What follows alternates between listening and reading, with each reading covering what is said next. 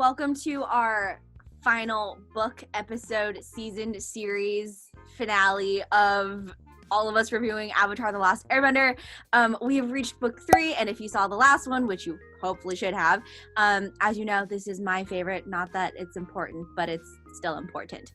So we're going to be reviewing all the characters from book 3, and we will be doing it round robin style. Nicole will go first, Cass will go second, I will go third, and then we will also have a bonus round, which stay tuned through the whole video to find out what bonus round even means.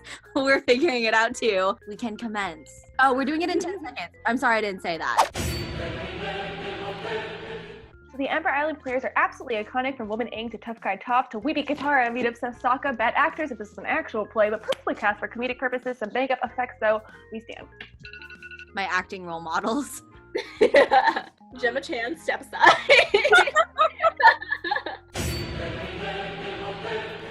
Doc, Shu, and Bushi. Okay, wow. Absolutely iconic, wonderful human. He's comedy genius, and also I wonder why he feels the need to do that, but also I'm not complaining because he's great. Okay, Sparky Sparky Boom Man, aka Combustion Man, which probably I'm supposed to call him actually is, but he's like super weird. I don't know how he has a skill. Kind of looks a little bit out of place in Avatar, not gonna lie, but also is the reason for like so much random meetings. Like, how did that happen? So June, she shows up in book 1, but whatever, we're mentioning her here. She's the coolest bounty hunter ever. She's also super pretty, and her shoo is dope, like scary but dope. We love her. She ends up helping out in the end, even though in the beginning she's not great. Okay, great. I love June. Okay. Okay, the Sun Warrior Chief. This is my favorite episode, probably in the entire series. I love this man. You think he's super serious, but then he's really funny, but then he gets serious again, and you kind of get scared. And I love their whole culture and the way that fire portrayed into this new cool. There's so much to say. Onji's the girl from the Fire Nation school. Technically, I'm also supposed to talk about Hide, but don't really care about him. She's my girlfriend, and she's like, I don't really care. But she just wants to be friends with Aang, and I love that friendship, and she supports him, and she encourages him. I love Onji, and who cares about Hide? So HAMA, the puppet master, creepy as heck, suffered horrible trauma. That's no excuse for trapping innocent people, although she also led to bloodbending, which is freaking cool, scary, and not nice to use, but it's pretty sick to look at and see happen. Okay. That episode is terrifying. It's iconic. Okay, Master PIANDAO, Sokka's master. Hello. I also really like his voice too. It reminds me kind of of the Boulder, except like more better. And then yes, White Lotus, and I want him to teach me how to use a sword effectively enough to slice some bamboo. Is that what you would use a sword for? Just to slice bamboo? I just want to slice some bamboo. Okay, I hate the fact that Yonorun killed Katara's mom because they deserve so much better, and I grew up with a mom who's obviously clearly so kind. However, it doesn't provide an opportunity to bring in this really intensive, creative, story redemptive arc of forgiveness. That's what I was trying to say. Okay, so the Warden, he's intimidating as heck, he's cruel and mean, although, I mean, he's like good at his job, but I mean, until Sokka and Zuko and the rest escape, and I guess if being good means like being mean and manipulative and cruel, it's prison, I don't know. Chan and Ranjan, literally, they're so dumb and they care too much about their hair, and they're most important teenagers of the Fire Nation. How self-important can you be? Excuse me? And also, he cares too much about this vase. Like, hello? They're just things! I love the beach episode. Sarah left. You can count all the times she's left the frame. I forgot they're on this list. Rin and Char are the firebending masters, quite literally. The firebending originated with dragons, and they have the mercy to teach Zuko and Aang firebending. Like, they didn't have to. They could definitely just like toast them and be like, gone, bye. They're also great dancers. Yeah, they're so elegant. The Fire Lord so doesn't let himself be corrupted by power and greed in the name of bettering the Fire Nation. Went to help Roku, and after Roku saves him, freaking lets him die. Also slaughters an entire culture of people, and genocide is bad, don't do it. Amen. Those are solid messages, Nikolai. Respect. If there's anything to take away from this, don't genocide. Okay. Kaya, what can I say about her? She's Sokka and Katara's mom. Like I said before, the mothers in this series are just incredible. She's beautiful, human, she's so brave, and also I just love how, you know, Katara looks like Kaya when she grows up, and it's just If we're gonna talk about wisdom, you can't forget the lion turtle, because he's quite literally the reason of how Aang was able to solve his big problem of not killing the Fire Lord. And then also, like, a lion turtle, like, hello, how would you think to combine two of those? So just also, like, creative genius. Lion turtle, I love many things in this. Okay, so Fire Lord Ozai, he's brutal, merciless. He moved for the throne against his own brother after Iroh lost his son. He's a horrible father who faces his own son, genocidal megalomaniac. His Phoenix outfit is way extra, like, calm down. Say it again for the people in the back. Okay, Chit saying for the boy, like, he's very tall, and also, bro, you ruined the plan, but chill. Also chill, proud of you for not snitching on Sokka. But dude, you left your girlfriend behind in prison? Like, what the heck? Like, that's so messed up! Yeah, it would have been so easy to bring her along. I know! Oh man. Maybe they broke up in the time between. Prison relationships be like that. Cass would know. I'm so stressed. One of the greatest things about Aang is that, like, he always he doubts himself, but then he also has confidence. So, like, there's overcome. He's not just, like, an overconfident character. But then also you can see how much he's matured from the 12-year-old to however he is old now by the end of the series. And also he manages to solve his problem and bring world peace the way the Avatar is supposed to. 10 seconds is too short. Okay. Sokka Season 3, killing it with the lady, still an unlucky boy, dad jokes and actual impersonation of a dad are A+, according to realist, old-time planner, space sword, RIP, ties the group together and gets recognition for how important he is to Team Avatar, a creative and conventional soul. Okay. Yes, Katara, I absolutely love her in this book. It's kind of like how I love Zuko in the last book, but also I just, like, always loved her, but she's just so strong and brave, and you see her grow so much, and hello, she takes down Azula and the show of waterbending genius! Like, we love her.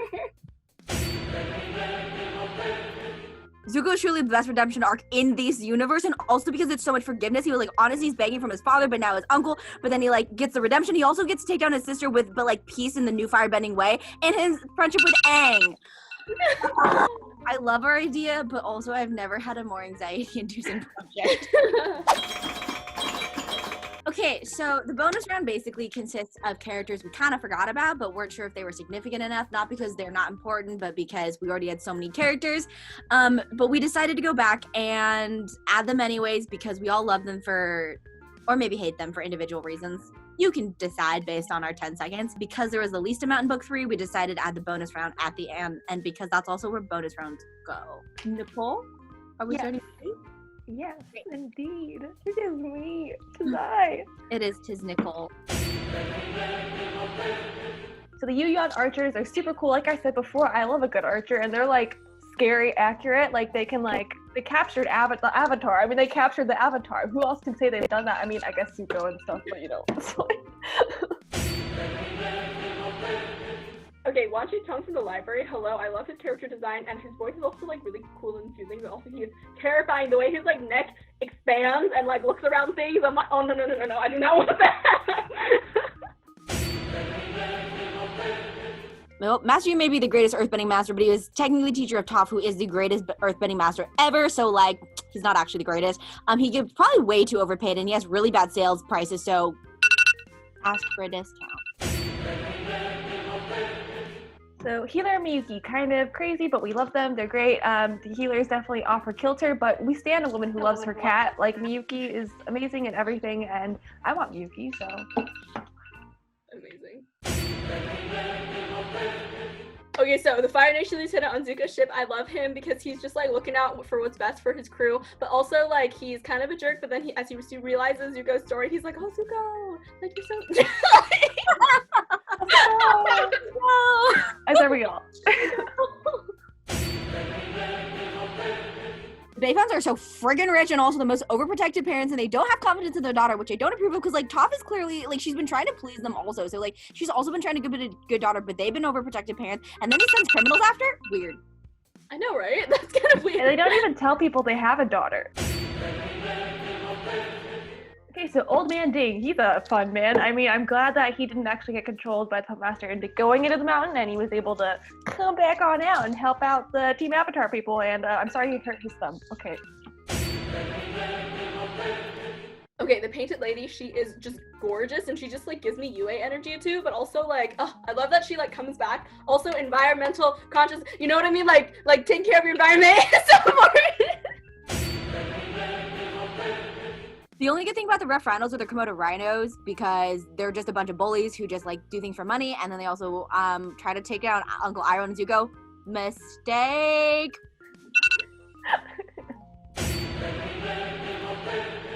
Okay, so Shiyu, the fire sage who actually helps Team Avatar and does what his job says, you know, he's supposed to help the Avatar. Shout out to him being helpful, and I'm sorry that he ended up getting captured, but I hope he got released in the end when Zuko became Fire Lord. Okay, so Mei's parents, like, I do like them, even though they're like Fire Nation, but like it shows that there are pretty good people in the Fire Nation. Like they're trying to like do their best with what they're given, and then they also really care about Tom Tom, but also I'm so disappointed. Ming is the nice guard who treats Iroh with respect. I love that no matter what he does or that he's technically banded as a criminal, she still like treats him nice and gives him like an extra bowl of rice. And also like she's not judging people for like where they are in their life circumstances. Okay, so Frothy dude from Kyoshi Island where he goes like, ah! We love him, he's iconic. Not as iconic as Cabbage Merchant, but he's still pretty great. And I mean, isn't that all of us when we see Avatar: The Last Airbender? Okay. True. Isn't that the tea? CHAE from The Deserter, I really like him. Honestly, like, we always say in psychology that the second person to follow is always the bravest person, and the fact that he was like, I'm gonna go desert after Jong, and he was just like, chill. Yes, bring that psych in. Yes, Cass. So the Southern Raiders killed Kaya. Their thing is like a sea raven, which I actually really like their logo. And also you just have to think about it's only one guy who technically killed Kaya, so you can't really hate all of them, but also kind of hate all of them at the same time. Yeah. I'm allergic to the Southern Raiders. So General Fong absolutely sucks. Like he's trying to force Aang in his avatar state when he said, "Nah, I'm good. I just want to leave," and he's being a jerk about it. And his whole place gets destroyed. And I'm glad. That one. Okay, Jinju, he is just funny and like he just, I don't know why he's just in a cloud of dirt, but I think it's hilarious and I relate to that because my feet get dirty all the time because I walk outside barefoot. Okay. My mom's always pointing out how dirty my feet are. My mom did too. My mom just points out that I don't wear socks, even though I'm cold. Well, last, and honestly maybe least, Fire Nation man from the Earth Arena with a Russian accent really tried, but also I have no idea what he was doing. It was just really bad. Not bad. We don't have a lot to say about Fire Nation. That was probably the longest 10 seconds out of every. Well, thank you for tuning in for our comprehensive list of reviewing every single character from Avatar: The Last Airbender. We do want to give a disclaimer that if you couldn't hear from all of our, oh my gosh, 10 seconds are so short, comments between every single take, we did not get to go in depth about how we feel about every character. So if we didn't get to say the favorite thing about your character, please don't be upset. 10 seconds is really short. You should try it because it's really short. Comment below, let us know. Thank you for sticking around for book 3. And I hope you watch Avatar as much as you possibly can, and to make sure it never goes away from Netflix. We are 79 Media. Like and subscribe this video, comment below with your favorite character, and if you have an idea for us to review another book or movie or some sort of media, although it's probably either going to be a book or a movie, also let us know, and we'll see you at our next video. Bye!